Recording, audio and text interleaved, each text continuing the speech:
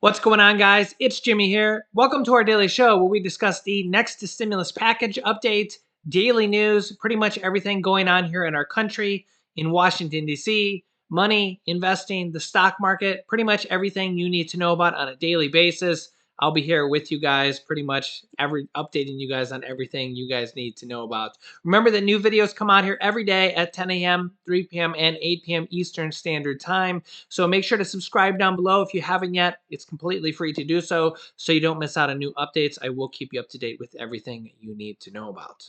Also, don't forget to hit the like button for us down below. It really helps out our channel and tells the YouTube algorithm that I'm doing a good job for you guys. Also, I will have a special guest appearance for you guys at the end of this video, so make sure to watch all the way to the end for that special guest appearance. You won't want to miss. White House Chief of Staff Ron Klain says he's confident that the vaccine mandate will be upheld. This comes after, in the Supreme Court, this comes after a lower court, appeals court, has temporarily halted the vaccine mandate for businesses in a lower court that has now temporarily been halted, but White House Chief of Staff Ron Klain said on Sunday that he was, quote, quite confident that a vaccine or COVID test mandate for businesses would be upheld in the courts, saying, quote, I'm quite confident that when this finally gets fully adjudicated, not just a temporary order, the validity of this requirement will be upheld. It's common sense, Chuck. If OSHA can tell people to wear a hard hat on the job, to be careful around chemicals, it can put in place these simple measures to keep our workers safe, Ron Klain told Meet the Press. At least 26 states are currently filing legal challenges against the mandate developed by OSHA that requires businesses with at least 100 workers to either get vaccinated or adopt a policy that requires employees to undergo weekly virus testing and wear face masks in lieu of the vaccination. States have either argued that the vaccine or test mandate is unconstitutional or that OSHA has not been authorized to put in place sweeping public health regulations. West Virginia Attorney General Patrick Morrisey said in a statement last week that OSHA's vaccine mandate represents a real threat to individual liberty, whose state filed a lawsuit along with Kentucky, Idaho, Kansas, Ohio, Oklahoma, and Tennessee last week. Quote, as we have seen throughout the country, it is also a public policy disaster that displaces vulnerable workers and exacerbates a nationwide shortage of frontline workers with severe consequences for all Americans, quote, Morrissey added.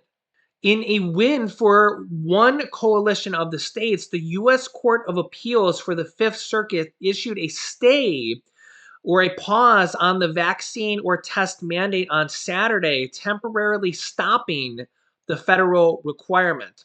The affected states include Texas, Louisiana, Mississippi, Utah, and South Carolina. Meanwhile, Pfizer has a new pill for the virus that they say cuts hospital and death risk by up to 90%, that they are seeking emergency use authorization.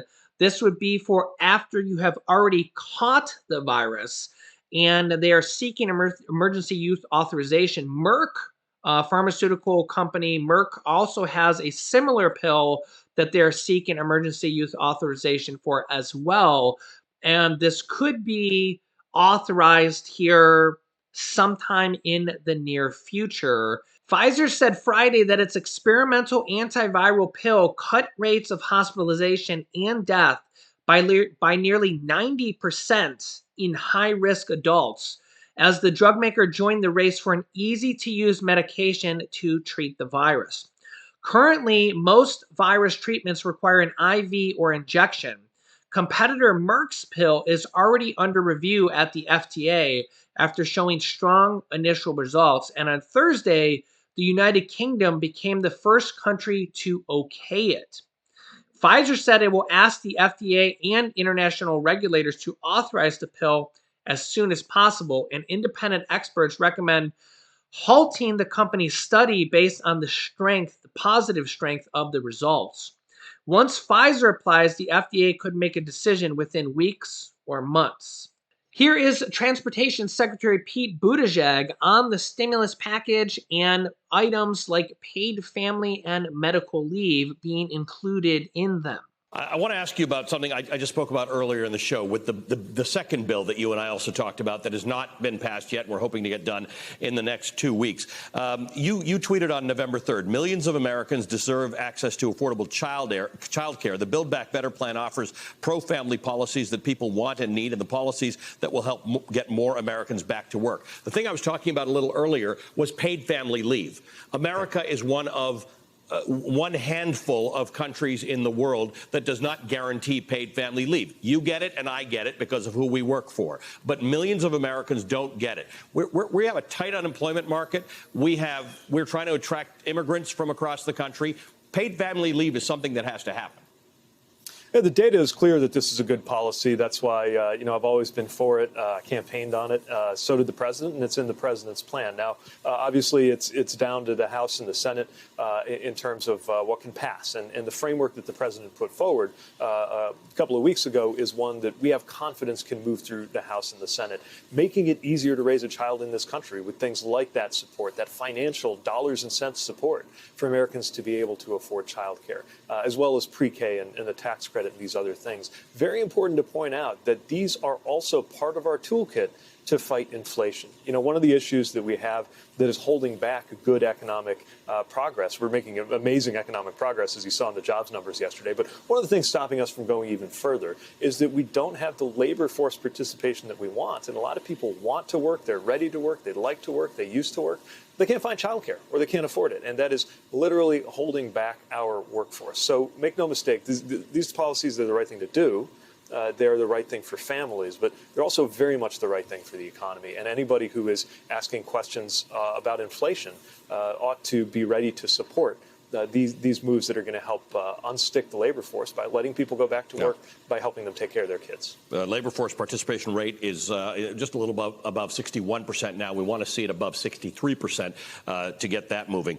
Now, as you can see here, moderate Democrats expect the Congressional Budget Office score and the White House cost analysis of the spending package of the stimulus package to match up. So remember, the only thing they're basically waiting on right now for the stimulus package or the spending package to pass in the House right now is the Congressional Budget Office score to basically do the math on the stimulus package, make sure that everything that the White House and the Democrats are saying about the stimulus package is on the up and up. The pay for it is on the up and up. And the moderate Democrats are expecting the Congressional Budget Office score to come back on the up and up. And that is what they are waiting on right now. And even the moderate Democrats, the ones that are kind of not sure about this, are expecting the cost analysis to come back and to match up. Once they do this, they're willing to vote on this stimulus package, say yes, and pass it in the House. Remember that Senator Joe Manchin in the Senate has also requested this. He wouldn't have voted on the stimulus package either. So they really would have needed that anyways for Joe Manchin to vote on this in the Senate as well. The question is that if and when they vote and pass this in the House, what is going to happen when they send it over to the Senate? Remember, they have to pass the bill in the House and the Senate. Senate Majority Leader Chuck Schumer says as soon as they pass it in the House, they're going to send it immediately over to the Senate. The question is, are things going to be removed in the Senate? After they remove things, if that happens, is there going to be an opportunity to add things in as well? Because I could see an opportunity, like, for example, I think that they're going to probably have to remove things like immigration that the Senate parliamentarian is going to rule out, saying it can't be included in the reconciliation process. If that's the case, that will reduce the price of the package, which Pramila Jayapal, leader of the Democratic Progressive Caucus, says that this package is currently gone up now to $2.1 trillion. So we had her interview on the show saying that the package has now gone up to 2.1 trillion because they have added paid family and medical leave and some immigration things and the cost of prescription drug, which is really a net negative cost. So the package is now 2.1 trillion. I have some hair flying around here. So 2.1 trillion, but when they remove some things, then there might be some opportunity for people like Bernie Sanders to negotiate maybe adding some things in place, maybe like a stimulus check for adults. Now, remember that there is currently kind of stimulus checks in there for children or monthly checks for children, whatever you want to call them, called the child tax credits, $250 to $300 per month for one more year, called the child tax credits, are in there for one more year or extended for one more year, basically for 2022. I also want to say that the last payment for that would be on December 15th if they don't pass this package. If they do pass this package, they would extend for one more year. Also, don't forget that those child tax credits, there's also going to be a one lump sum. A lot of people kind of don't realize this or have forgotten. For the first 6 months of this year, January through June, are also going to be in there for, because remember that the monthly payments didn't start until July 15th. So anybody getting the child tax credits are also going to get a one lump sum for each child of the 6 months on this year's tax returns. Okay, so you're going to get 6 months of those payments for each child when you file your 2021 tax returns. Okay, so keep that in mind that you're going to get that next year in 2022 for your 2021 tax returns. Okay, so you're going to get $1,500 to $1,800 per child for each child from, it's basically your first half of this year's payments. Okay, it's basically more than a stimulus check. So if you think about a $1,400 stimulus check, you're going to be getting $1,500 to $1,800 per child. Okay, so hopefully we'll see something maybe negotiated in there for adults as well. I am expecting there to be an adult tax credit, the earned income tax credit in there in this legislation. We'll have to see when they pass this bill. For low income adults as well once they pass this bill. When they pass this bill in the House, we're going to have a whole bunch of kind of things to sift through and see what's actually in the bill. Remember that they've been changing the bill pretty much here on a daily and hourly basis. And once they kind of pass the bill, we'll have a lot of things to sift through and see what's in the bill. I also want to say that once they pass the bill in the House, it's probably very likely that the Senate is going to change the bill. So please keep that in mind, that it's probably very likely the Senate is going to probably remove some things like immigration. Paid family and medical leave is probably a 50-50 whether that's going to make it. I think that's one of the things that really needs to stay in there. But I also think that as things get removed, that's going to lower the cost of the bill. I think that also presents an opportunity for people like Bernie Sanders to potentially be able to negotiate some things into the bill at the last moment. We've seen that happen with the third stimulus check package, where they were also able to add things in at the last moment as well. Whether or not that'll happen, we hope that'll happen, but that does present the opportunity because as things get removed from the bill and the price tag, because remember, whenever it just makes common sense that whenever you remove something from the bill, that lowers the cost. $100 billion, $50 billion, whatever the cost of whatever gets removed. So if you remove something and the cost of that particular item was $100 billion, just as an example, that frees up $100 billion that you could spend on something else. So again, I recommend you keep the pressure on your representatives, your senators, call them, email them, tweet them, and say, hey, this is the time to make your voices heard. Remember that from the second stimulus check package and the third stimulus check package, things were literally added in at the very last moment. On the second stimulus check, The second stimulus check was actually added in after they wrote the bill.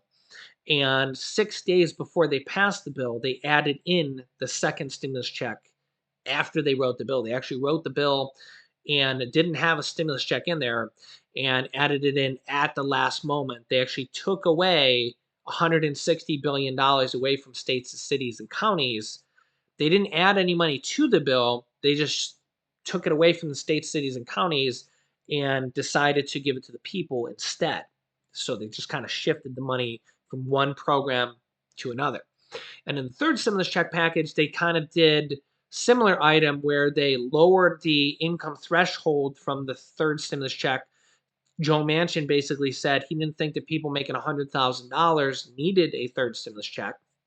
You may or may not agree with that. I think a lot of people kind of agree with that. And in addition, as part of the negotiations, they gave that $10,200 unemployment tax-free provision was added in there at the very last moment. In fact, it had very, very briefly even been talked about. It had just barely been talked about in passing. Just, I think I had maybe heard about it one time ever. It had been one of those things that had barely even made the news ever. Like, I think I covered it on my show like one time ever.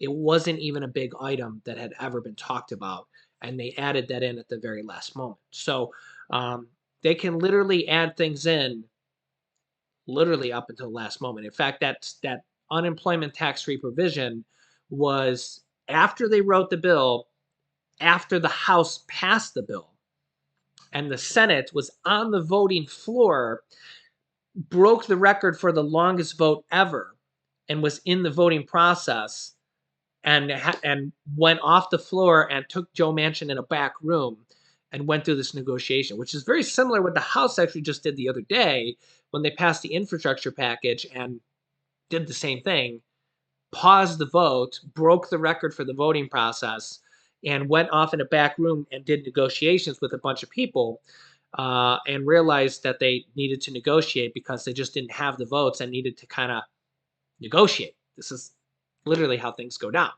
So the House did it just the other day, and the Senate did it before with the third stimulus check package. So I'm kind of explaining to you because this is just how things happen. Can't make this stuff up. So that's why I advocate to you guys to email, call, tweet Bernie Sanders, Joe Manchin, Cory Bush, AOC, Chuck Schumer, Elizabeth Warren, and constantly, I mean, power in numbers, right? Like just keep emailing, calling, and tweeting them, because having these ideas in their head and constantly saying people are in need, we're in a pandemic, people need help, right? And just constantly having these ideas in their head, so when they go through these negotiations and saying, you know what, people really do need help.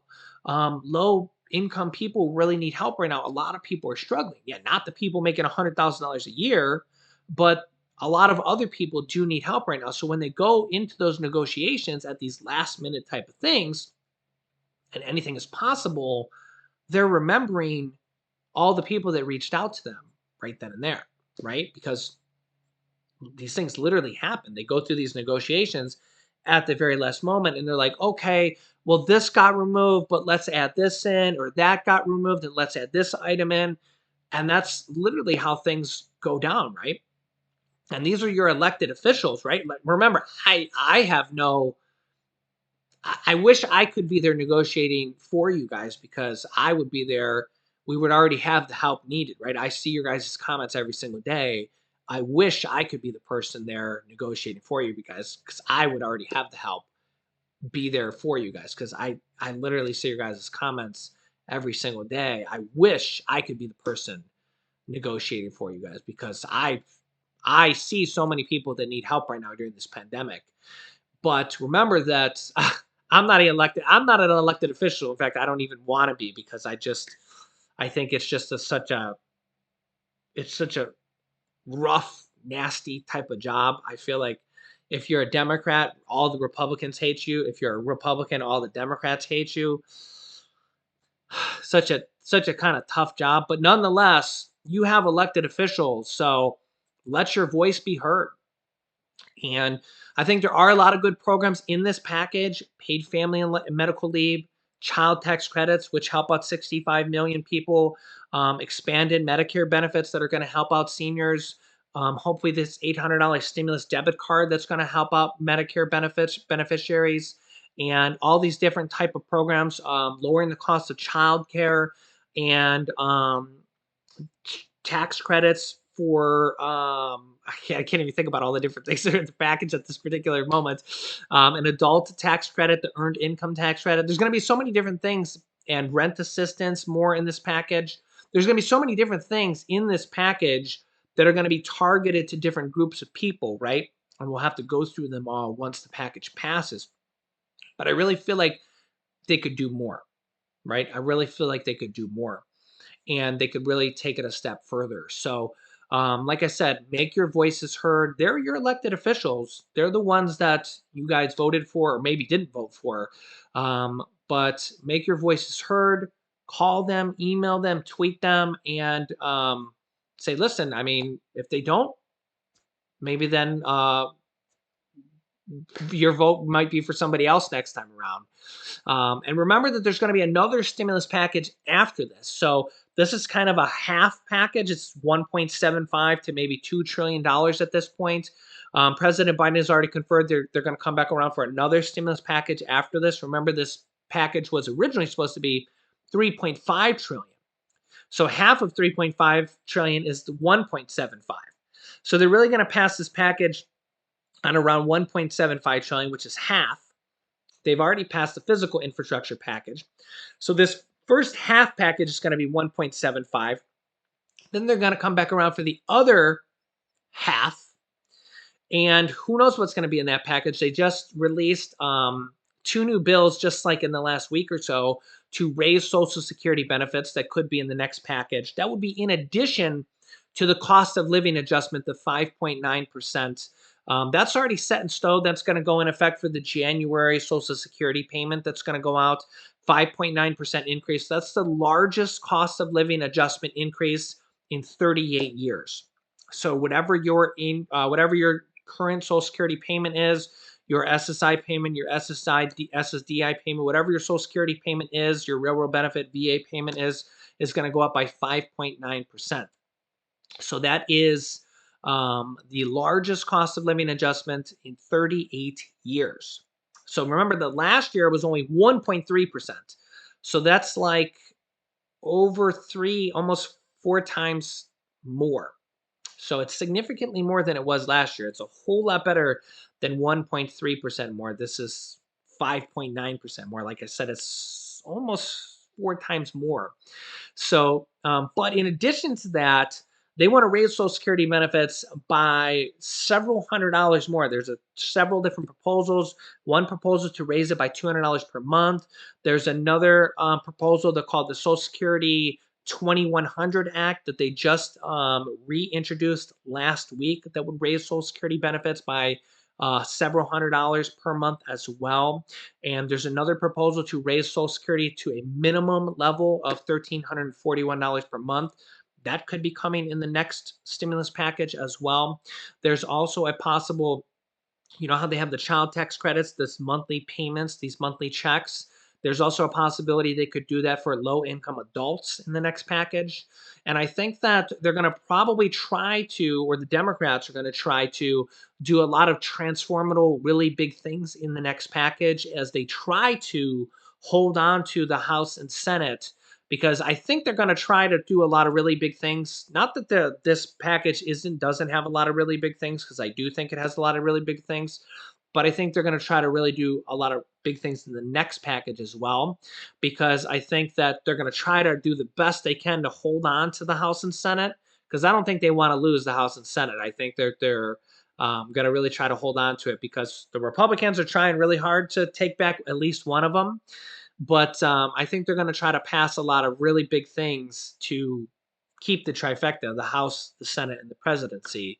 So I think this next stimulus package could be really big as well. Hello, little fans. Hello, little fans. Hello, little fans. Say hi to everybody. Hi, Captain Hook. Hi, Captain Hook. Yeah, what's Captain Hook doing out there? Oh, Captain Hook is over there on that video. Where's Captain Hook on the You want to show everybody your super cool book here? When Julian grows up. Can you read for everybody? Yeah, say Daddy got you this book, I think, last Christmas. And who's on the cover there? Who is that on that book? Julian. Yeah, that's Julian. And yeah, let's show him what the cool things are on in this book. Once upon a Julian. Once upon a Julian. Look, when Julian grows up. Says Julian, this book is just for you. You take on me. I know, it's hard to turn the book like this. And look, there's Mommy there in the book. Is Daddy there? Oh. Daddy there? And look, there's Julian the astronaut. And yes, there's a planet Jupiter. That's what planet is that? Jupiter. That's planet Earth. Earth. And what other planet is there? And a move. What other planet is in there? I'm gonna go in there see. Just look at it on the screen right there, buddy. I can't do it out see. What other planets do you know? Saturn. Saturn. Yeah. And what other planets do you know? And the moon. The moon. Moon is key. And what's the really big planet? What's the planet? What's the biggest planet? What biggest planet? What's the name of the biggest planet? You remember. Jupiter. Jupiter. Yeah. I do want my next open. Yeah, let's show them the next one here. Hold on. Let me turn it. Yeah. What's... And the race car driver. Yeah, Julian the race car driver. I number 1. I did number 5. I did Yeah. number 8. That's a number. Everyone's going into the mud. Yeah, they're going into the mud. Look at that. What that one? Hold on, careful, buddy. Don't break it. Oh, the 8 is 8. That's right. Oh, and I found a mother phantom. Yeah, look, Julian the inventor. No, a phantom. A bantha. Wow. A bantha. A bantha. Bantha. Yeah. Ah. I know, it's hard to turn the book like this, isn't it? Yeah. And look, Julian the Traveler. And it's Hawaii. Yeah. And what else is there? And what are these right here? Pyramids and a tower. The pyramids And on Hawaii. and Hawaii. Yeah. And palm trees and palm trees. Can you say hi to everybody watching from Hawaii? Hi, everybody. Say hi to everybody watching from Hawaii. Hi, everybody. And look, Julian the computer programmer. Yeah, I'm working on and 5T. Yeah. 5T, and your kids. Anybody? And look, Oh, and the Cooper driver. Julian, what's Julian doing there? The teacher, Gooba. Julian the teacher. Yeah. And superhero. Yeah, Julian the superhero. And super baby. Yeah, the super baby. That's me as a baby, huh? Yeah, and what's Julian doing here? I'm a pirate. Airplane pilot book. The airplane And pilot. Yeah. Now, Oh, wait, hold on, we missed one. Julian the president. Julian the president. Look at that. Yes, you were next. Look at Julian the Yes, president. you were next. Hold on, look, I gotta show him. Maybe one day you will be the president, buddy. Wow. Nom, nom, nom, nom, nom. And look, now Julian's back with Mommy. Why is Julian back to mommy? Because that's the end of the book. Right end. That's the end. Wow, what'd you think of that, buddy? Yeah. Yeah, so this is a book you can get from, I don't even know, Hooray Heroes. What is Hooray Heroes? I got that like a year ago for you, buddy. Wow. Yeah, pretty cool, huh? All right, can you say bye-bye to everybody? Bye. Say we love you. Love ya. Say we'll see you in the next video. See you in the next Bitty Bop. Your bitty bop. Piano. Yeah. We see you in the next Bitty Bop. Say bye-bye, we love you. Bye bye, Bop.